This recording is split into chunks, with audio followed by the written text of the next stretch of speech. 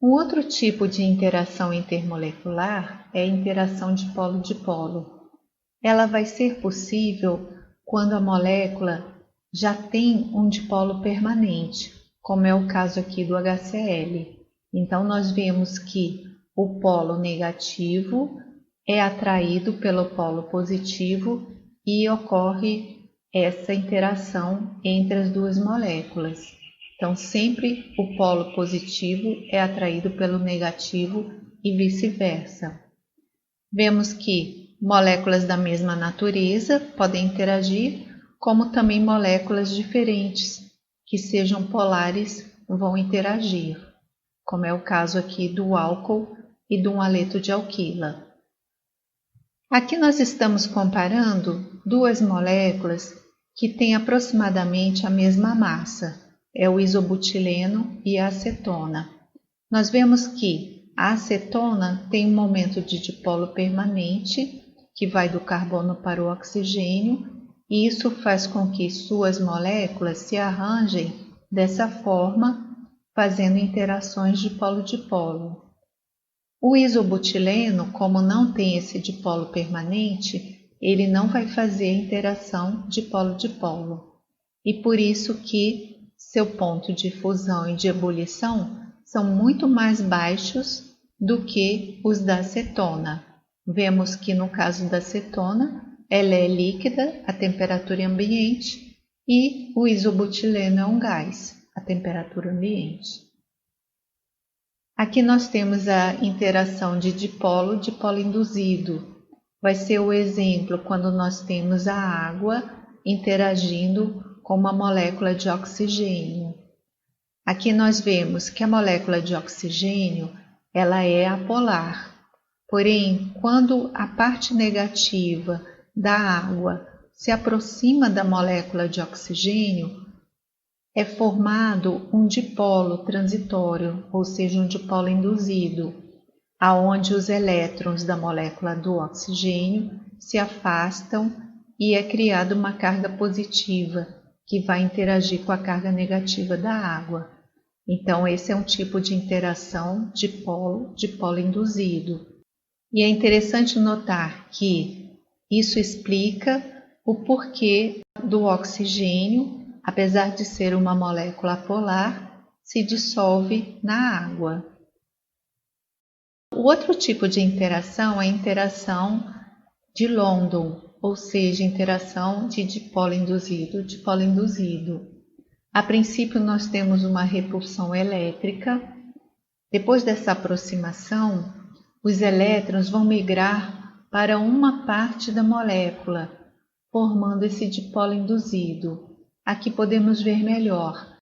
A princípio, nós temos a molécula com os elétrons dispersos homogeneamente, porém, com a aproximação dessas moléculas, a maior parte dos elétrons migram para um extremo da molécula, criando aqui um polo parcial negativo e um polo parcial positivo na outra molécula. Então, com isso, nós teremos uma atração que vai ser transitória, uma atração que é induzida. Essa atração vai ser forte o suficiente para atrair várias moléculas, o que ajuda a mantê-las unidas. Vamos ver aqui o caso de 3 alcanos, o butano, o pentano e o hexano. O que vemos aqui é que ocorre um aumento da massa molecular e, ao mesmo tempo, nós vemos que o ponto de ebulição também vai aumentando. É 0 para o butano, 36 para o pentano e 69 para o hexano. Então vejam que conforme aumenta a massa molecular, vai aumentando o ponto de ebulição, porque as interações de dipolo induzido vão ficando cada vez mais fortes, exatamente com o aumento dessa massa molecular. Aqui nós vemos como que essas interações vão ocorrer no caso do pentano, temos que, em um momento, os elétrons migram para uma parte da molécula, deixando uma carga positiva no lado oposto, e isso atrai os elétrons da outra molécula. Então, essa interação vai ser uma interação transitória, uma interação que nós chamamos de dispersão, e ela é o suficiente para que, conforme a gente aumenta a cadeia carbônica, essa interação vai ficando mais forte. E vemos que no caso do pentano e do hexano, eles chegam a ser substâncias líquidas na temperatura ambiente. Aqui nós temos o exemplo de dois isômeros. Enquanto um deles não tem ramificação, é uma cadeia linear, o outro tem ramificação. Ocorre uma diferença na forma de cada molécula. Comparando agora os pontos de ebulição, nós temos um ponto de ebulição de 9 graus Celsius para o neopentano e de 36 graus Celsius para o pentano. Vejam que, apesar dos dois terem a mesma massa molecular, ocorre uma diferença substancial nos seus pontos de ebulição. Isso pode ser explicado porque, quando a substância não tem ramificação, ela vai ter uma maior superfície de contato, diferente das substâncias muito ramificadas, que vão ter uma estrutura mais esférica. Nesse caso, a superfície vai ser muito menor, vai ser apenas um ponto de contato, ao invés daqui que é uma grande superfície.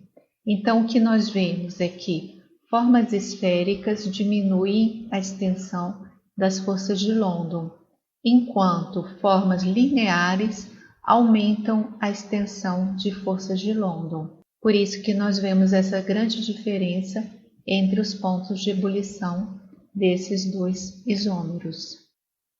Vamos agora comparar substâncias que são moléculas diatômicas homonucleares. Conforme aumenta a massa molecular, nós temos uma tendência de aumento de ponto de fusão e de ponto de ebulição. Mas aqui a questão não é apenas a massa molecular. Quando nós observamos os halogênios, nós vemos o seguinte: aumento da massa molecular, que ao mesmo tempo existe um aumento do número de camadas eletrônicas. Isso significa que no caso do iodo, os elétrons que estão na última camada vão estar muito afastados do núcleo. Isso faz com que esses elétrons fiquem muito mais soltos e muito mais livres. E isso vai aumentar a polarizabilidade deste composto.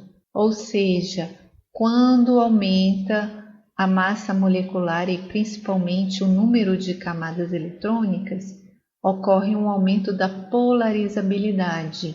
Então, quando comparamos os elétrons na molécula de iodo, que estão muito mais livres, muito mais polarizáveis, com o flúor, no flúor ocorre o oposto. No flúor, os elétrons estão muito mais presos, muito mais próximos do núcleo, e ele é muito pouco polarizável.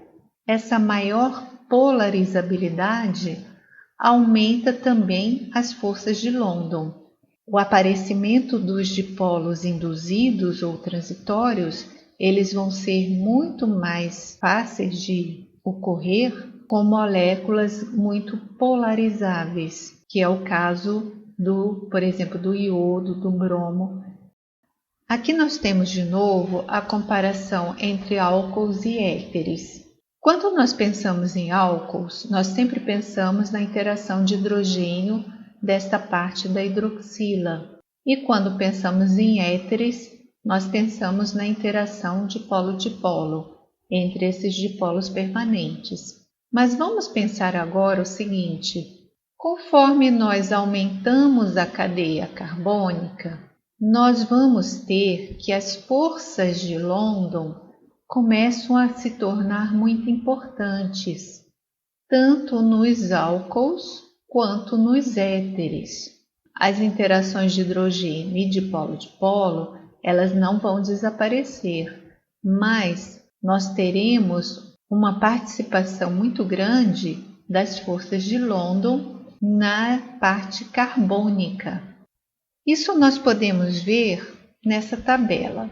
Quando a molécula tem apenas 2 carbonos, nós vamos ter uma diferença de ponto de ebulição entre um álcool e um éter de mais de 100 graus Celsius. Conforme vamos aumentando o número de carbonos, aumenta o ponto de ebulição tanto do álcool quanto do éter, porém a diferença de ponto de ebulição entre o álcool e o éter vai cair aproximadamente pela metade, o que significa que, conforme a gente aumenta o número de carbonos, aumentam as forças de London, aumentam as interações na cadeia carbônica. E isso vai tornando as forças de London uma interação até mais importante do que as interações de hidrogênio e as interações de polo-dipolo. Imaginem que essa diferença está diminuindo. Se a gente aumentar o número de carbonos para, por exemplo, 20 carbonos, chegaremos numa situação onde quase não vai existir diferença entre um álcool e um éter, porque a interação da cadeia carbônica por forças de London vai ser muito mais preponderante do que as interações de hidrogênio ou de dipolo-dipolo. Então é importante que nós observemos que em muitos compostos orgânicos nós teremos mais de um tipo de interações. As interações na cadeia carbônica vão ser interações de forças de London e se o composto tiver, por exemplo, hidrogênio ligado a oxigênio ou nitrogênio, teremos interação de hidrogênio, ou se tiver outro grupo funcional, pode existir interações de dipolo-dipolo. Mas vejam que são interações que existem ao mesmo tempo.